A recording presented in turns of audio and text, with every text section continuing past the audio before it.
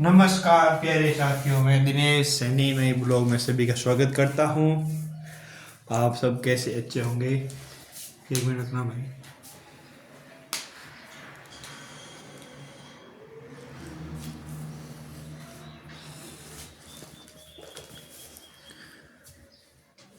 नमस्कार प्यारे साथियों, मैं दिनेश नए ब्लॉग में सभी का क्या है स्वागत है। मैं दिनेश सैनी नए ब्लॉग में सभी का क्या है स्वागत करता हूँ। अब आगे स्टार्ट करते हैं। कल हमने पढ़ा था जो देखो प्राण तत्व यानी इनके आधार में ये क्या वर्गीकरण, जैसे 1 3 5 और य र ल व सभी, जैसे 19 व्यंजन है, 11 स्वर, टोटल 30 वर्ण होते हैं। तो ये पढ़ा था, तो ये याद रखना। क्या पढ़ा था भाई? ये पढ़ा था। तो अब देखो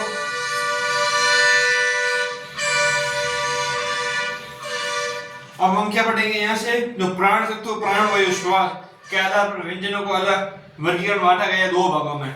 याद रखना, एक तो अल्प प्राण और एक है महाप्राण। सबसे पहले क्या है भाई, तो ये देखो क्या है, जो प्राण क्या है, प्राण तत्व प्राण प्राण तत्व क्या है, प्राण तत्व ये है प्राण वायु। क्या है? प्राण वायु। अब हिंदी में अलग अलग शब्द है, अलग अलग उनके क्या निकलते हैं, ठीक है, के आधार पर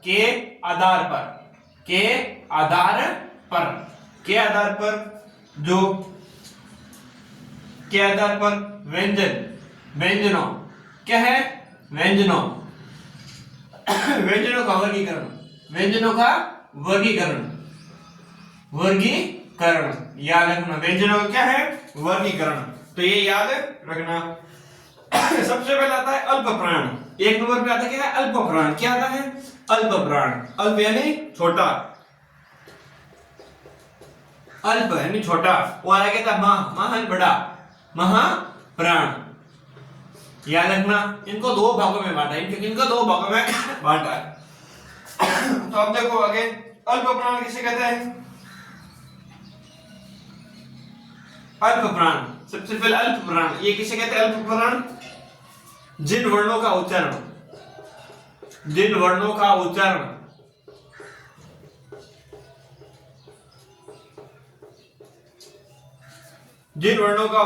में कम श्वास या बाहरी क्या करती है, निकलती है। क्या है? निकलती है। वे अल्प प्राण कहलाते। याद रखना। देखो महाप्राण, यहां तक मैंने आपको पहले वो बता दिया। अब इनके जो भाग है दो अलग अलग, कौन से दो भाग, तो उनके बारे में बताएंगे। तो याद रखना। अब देखो इसमें वर्गों के विषम, यानी जो वर्गों के क्या है, विषम वर्ण। इसमें वर्गों के जो विषम वर्ण कौन कौन से होते हैं, याद रखना। ये होता है य र ल व, ठीक है। तो ये सभी क्या है, ये सभी वर्ण क्या है, ये सभी स्वर, ये सभी क्या है, स्वर। अल्प प्राण है यानी अल्प। याद रखना को अल्प मतलब एक शब्द में, मतलब ऐसे शब्द जो देखते ही क्या पड़ जाता है उनको ध्यान में हो जाता है। जैसे अल्प, तो क्या उनको पता चल जाता है कि अल्प यानी छोटा, कोई के बड़ा तो छोटा। अल्प यानी क्या छोटा होता है, या कोई छोटी वस्तु होती है, या कोई छोटा चित्र होगा, जो भी बनाते हैं जिसमें किसमें आप अल्प यानी अल्प यानी जैसे कम और ज्यादा। तो क्या होता है, जैसे अल्प यानी कम होता है और महान ज्यादा बड़ा होता है। जैसे इसमें आपको बता दो कि अल्प में आपको उदाहरण दे दो। जैसे कोई तारे, जैसे आम है, ठीक है, जैसे 4 आम है, जिसके है 4 आम है, तो ये क्या अल्प है, सबसे कम है। अब मतलब अब इसके ऐसे अधिक, यानी जैसे आपको बताओ जैसे तारे, तो तारे असंख्य में क्या है, असंख्य, ये बड़े क्या है, बड़े। तो ये याद रखना, ठीक है। मतलब कोई चीज ऐसी होती है तो वो चीज के उदाहरण देख के उनको समझ लेना चाहिए। तो ये याद रखना, ठीक है। आगे आता है देखो वर्णों का जो अलग अलग जो भाग है। अब क्या है वर्णों के, अब याद रखना जो वर्ग का, जिसमें एक व तीसरा पांचवा वर्ण, पांचवा वर्ण, क्या पांचवा वर्ण है, याद रखना। तथा य र ल व एवं सभी, एवं क्या है, सभी स्वर अल्प प्राण, अल्प प्राण, अल्प प्राण क्या कहलाते हैं, जिसमें 19 तो रहते हैं व्यंजन प्लस 11 स्वर, टोटल कितने होते हैं 30। इस प्रकार ये आपको मान लेना, याद होना चाहिए, ठीक है। और सगोश में आपको बताया था 20 प्लस 11 टोटल कितने होते हैं 31, याद रखना, ठीक है। ये होता है, आगे आता है महाप्राण, क्या आता है महाप्राण, क्या आता है महाप्राण, महाप्राण। अब महाप्राण में कौन कौन सी आती हैं, तो ये याद रखना, जिन वर्णों में, जिन वर्णों में क्या है, जिन वर्णों में, जिन वर्णों के जिन वर्णों के उच्चारण क्या है, उच्चारण में अधिक, उच्चारण में अधिक श्वास की आवश्यकता,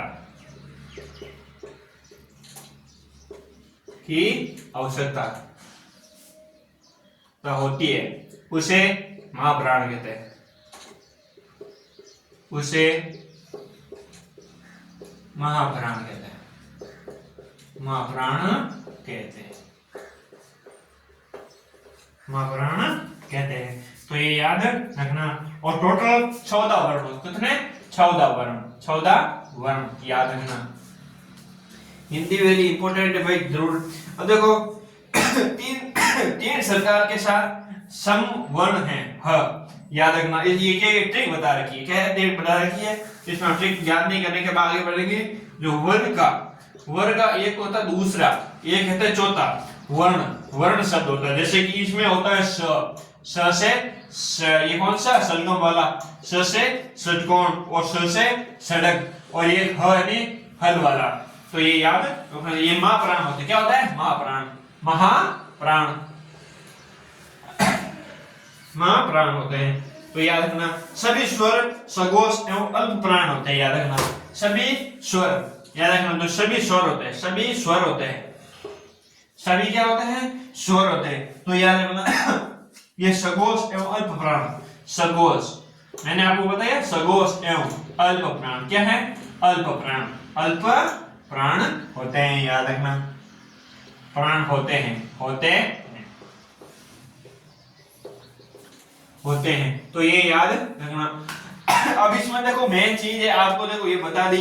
अब देखो, अब इसमें मैंने क्या बताया था, दो भाग बताए थे, क्या बताए थे, स्वतंत्र कंपन के आधार पर दो भाग होते हैं, और होते हैं एक, दूसरा होता है जो देखो प्राण तत्व, प्राण वायु श्वसन के आधार पर, यानी प्राण तत्व यानी प्राण वायु या श्वसन के आधार पर दो भाग बांटे। अब ये श्वसन के आधार पर दो भाग कौन कौन बांटे हैं, तो ये याद रखना, एक तो अल्प प्राण और एक है महाप्राण, याद रखना। अल्प प्राण कैसे कहते हैं, तो याद रखना, एक देखो प्राण तत्व, देखो प्राण तत्व या प्राण वायु के आधार पर व्यंजनों का वर्गीकरण दो भागों में बांटा है, याद रखना।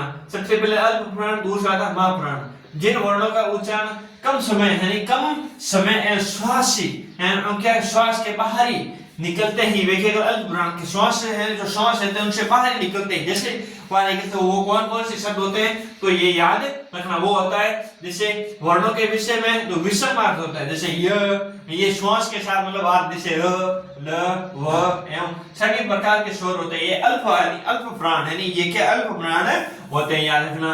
अब देखो वर्गों का जो इसमें वर्गों का 1, 3, 5वां भाग वर्ण य र ल व एवं सभी व्यंजनों एवं स्वरों के अल्प प्राण कहलाते हैं, क्या कहते हैं अल्प प्राण कहलाते हैं, जिसमें 19 तो व्यंजन बताते हैं और 11 बताते हैं स्वर, यानी टोटल बनाते हैं कितने 30, याद रखना टोटल कितने 30, याद रखना। महाप्राण किसे कहते हैं, जिन वर्णों के उच्चारण में अधिक श्वास या आवश्यकता होती है, यानी इसमें अल्प में होती है कम, मैंने आपको बता दी अल्प में होती है कम, महा में होती है क्या ज्यादा, तो ये याद रखना, ठीक है। जिन वर्णों के उच्चारण में अत्यधिक श्वास और आवश्यकता होती है उसे महाप्राण कहते हैं। ये 14 वर्ण होते हैं, टोटल कितने होते हैं 14 वर्ण होते हैं। अब वर्णों का वर्ग होता है लिख प्रकार से 2, 4 वर्ग, स और ह। ये क्या होता है? महाप्राण होते हैं। सभी स्वर और सघोष एवं अल्प प्राण होते हैं। सभी स्वर एवं अघोष क्या होते हैं? अल्प प्राण होते हैं। अल्प प्राण होते हैं, अल्प यानी छोटा, मा यानी बड़ा। तो ये याद रखना।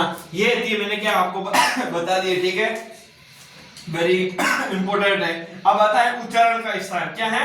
उच्चारण का स्थान। तो याद रखना, सबसे छोटे से छोटा जो चीज है आपको बता दी जाएगी। तो ये उच्चारण का स्थान, ये तो शाम को या कल सुबह ये क्या करेंगे, इसको पढ़ा दी जाएगी। ये आज कंप्लीट कर देंगे शाम तक आपके, ठीक है, वेरी इंपॉर्टेंट है।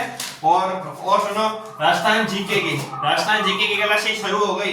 राजस्थान जीके की यानी राजस्थान जीके की क्लास स्टार्ट हो गई, जिसमें प्रजामंडल मैंने पूरा करवा दिया।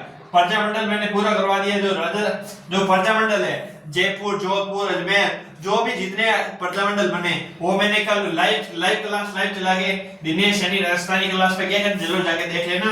वहां पे आपको जरूर देखने को क्वेश्चन मिलेंगे। और आज के लिए आपके बहुत जो वो तो अच्छी जो चीजें के लिए जो वेरी इंपॉर्टेंट है क्लास लेके आ रहे हैं, जिसमें आपके किले, दुर्ग वगैरह जो भी मिलेंगे तो सारे इंपॉर्टेंट देखने को मिलेंगे, ठीक है। आज के हम इतना ही करते हैं, ठीक है। और शाम को जरूर जुड़ना राजस्थान जीके जो वेरी इंपॉर्टेंट है। तो सभी एग्जामों में आने लायक है, फर्स्ट ग्रेड, सेकंड ग्रेड और थर्ड ग्रेड जो भी आ रही उसमें आपको जरूर देखने को मिलेंगी। आज के लिए हम इतना ही करते हैं। धन्यवाद, जय हिंद।